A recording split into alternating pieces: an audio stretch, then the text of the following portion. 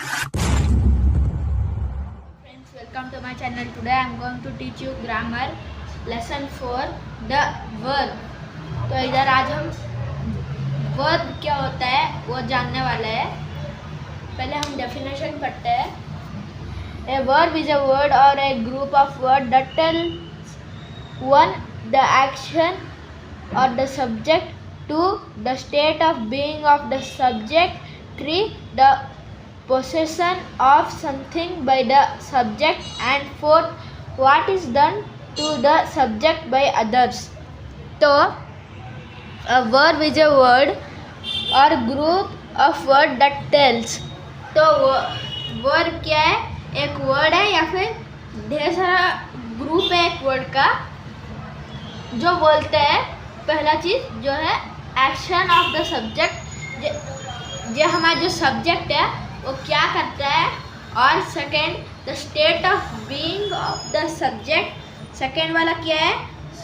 Subject, being of subject, हमारा जो subject होता है वो कैसे है. और थर्ड में क्या आता है? The possession of something by the subject. तो सब्जेक्ट का साथ और कुछ, जैसे इट इज़ अ पेन, वैसा. और फोर्थ वाला क्या है? What is done to the subject by others. Subject को क्या किया जाता है दूसरे चीज़ों से उस सब्जेक्ट का साथ क्या किया जाता है. ठीक है. तो trust 4 things include in the verb. Subject is the of the action or about whom we speak about. तो इधर सब्जेक्ट का काम क्या है? वो एक्शन का काम लेता है या फिर कोई चीज़ जिसका बारे में हम बात कर रहे हैं. तो नीचे हमें सेंटेंस दिया गया है. A verb tell that the action of the subject. Verb क्या बोलते हैं? Action of the subject. Subject का एक्शन बोलेगा. ये सब्जेक्ट कैसा है, क्या कर रहा है, वगैरह वगैरह. River flow down. रिवर क्या करता है? नीचे बहता है. ठीक है. तो नीचे बहता है, इस चीज़ में सब्जेक्ट रिवर है, फ्लो वर्ब है, क्योंकि ये बोलते हैं हमारा सब्जेक्ट क्या कर रहा है. तो इधर रिवर तो सब्जेक्ट हुआ ना, नदी हमारा सब्जेक्ट है. वो क्या हो रहा है? उधर सब्जेक्ट फ्लो हो रहा है, हमारा सब्जेक्ट बह रहा है. वैसे ही फिर क्या है? Hence flow is the action word. तो हम वर्ब को एक्शन वर्ड भी कह सकते हैं. फ्लो ये एक एक्शन हमारा चल रहा है ना अभी, इसी के लिए वर्ब को हम एक्शन वर्ड्स भी कह सकते हैं. Tells about the subject. इधर फ्लो क्या बोलता है? हमारा सब्जेक्ट के बारे में बोल रहा है. सब्जेक्ट इधर क्या है? River. My father works in an office. इधर माई फादर सब्जेक्ट है और वर्क करना जो काम होता है उसको इधर वर्ब दिया गया है. इधर दिया भी गया है माई फादर सब्जेक्ट और वर्क्स वर्ब हमारा शॉर्ट फॉर्म में ऐसा दिया गया है. Here works is an action word. काम करना, वो एक एक्शन कर रहे हैं ना, उसको हम एक्शन वर्ड कहते हैं. और tells about the subject my father. इधर सब्जेक्ट हम किसके बारे में बात कर रहे हैं? माई फादर, मेरे पापा. सेंटेंस में माई फादर दिया गया है, तो हम जो सब्जेक्ट है उसको क्या बोलेंगे? माई फादर ही बोलेंगे. Second, a word tells the state of being or existence of condition or situation of the subject. इधर हमारा वर्ब क्या बोलता है? कंडीशन और सिचुएशन ऑफ द सब्जेक्ट. हमारा जो सब्जेक्ट है वो कैसा है, उसका कंडीशन कैसा है, वो क्या करता है, कैसा है, वगैरह वगैरह। वैसा एग्जाम्पल्स, जैसे इधर निशा इज अ डॉक्टर। निशा क्या है? एक डॉक्टर है। इधर हम किस चीज़ के बारे में बात कर रहे हैं? निशा के बारे में। तो हमारा सब्जेक्ट बनेगा निशा। निशा हमारा सब्जेक्ट है। तो अब इसमें वर्ब हम ढूंढेंगे। वर्ब क्या हो सकता है? निशा सब्जेक्ट हमारा शॉर्ट फॉर्म में दिया गया है, ठीक है।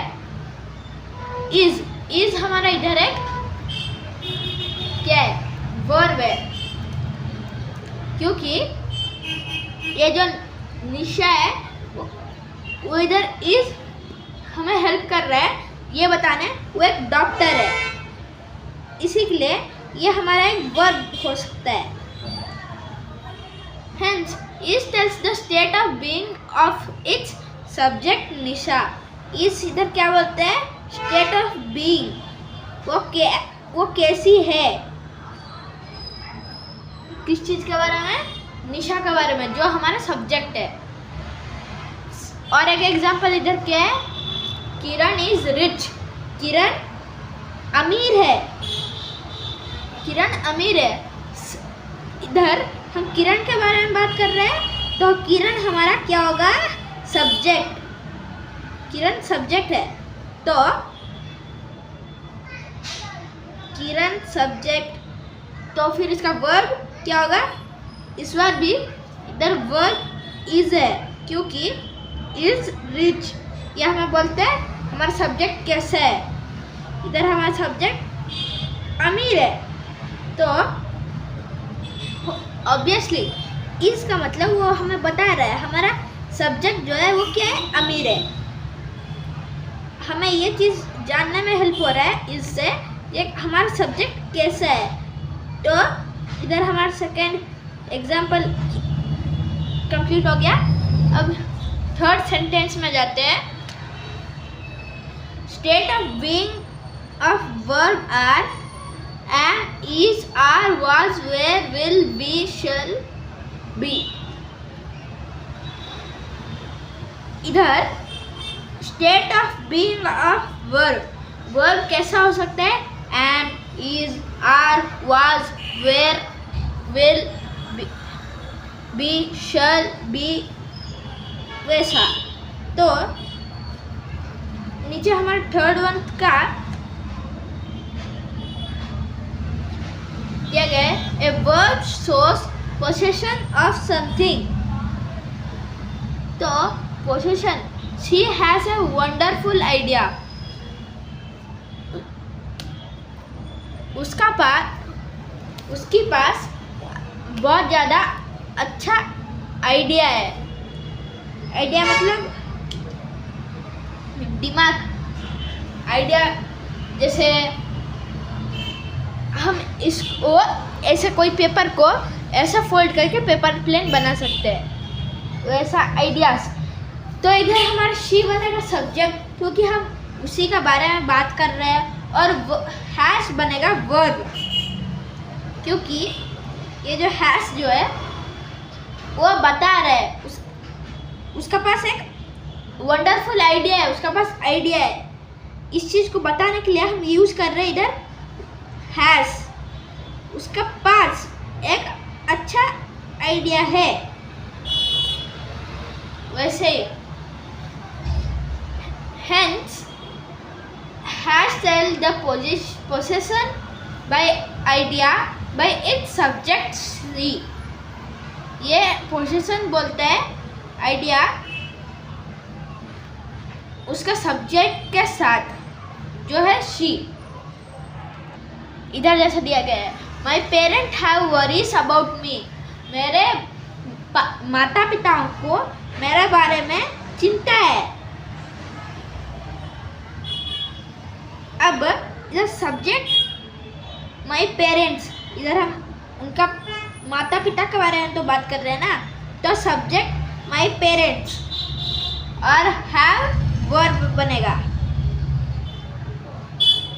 हेंस इधर नीचे दिया गया है have tell the possession of worries by its subject my parents। ये उनका सब्जेक्ट का साथ पोजेशन बोलता है किस चीज के बारे में, वरीज के बारे में।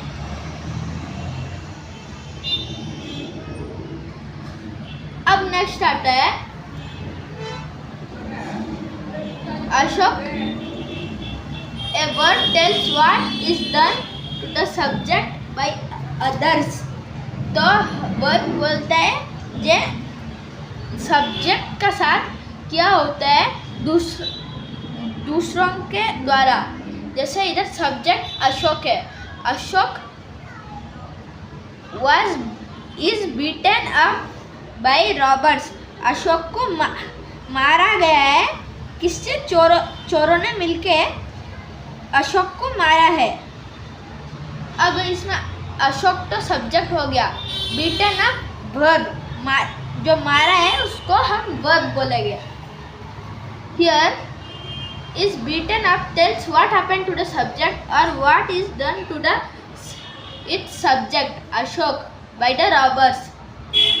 तो इधर beaten up हमें क्या बोलता है, क्या हुआ है हमारा जो क्या उसको हमारा सब्जेक्ट को क्या किया गया है। जैसे इधर हमारे सब्जेक्ट को मारा गया है। He was punished by the court। उसको पनिश किया गया कोर्ट से। He was punished इधर, hence he was punished tells what happened or what was done to the subject by the court। इधर हमें बोला गया है कोर्ट से हमारा जो सब्जेक्ट है उसको क्या किया गया। इधर पनिश किया गया, वैसे ही दूसरे कंडीशन में भी आप दूसरे वर्ड को यूज़ कर सकते हो। तो आज के लिए इतना ही। अगर आपको ये वीडियो पसंद आया हो तो लाइक और सब्सक्राइब करें। Thank you.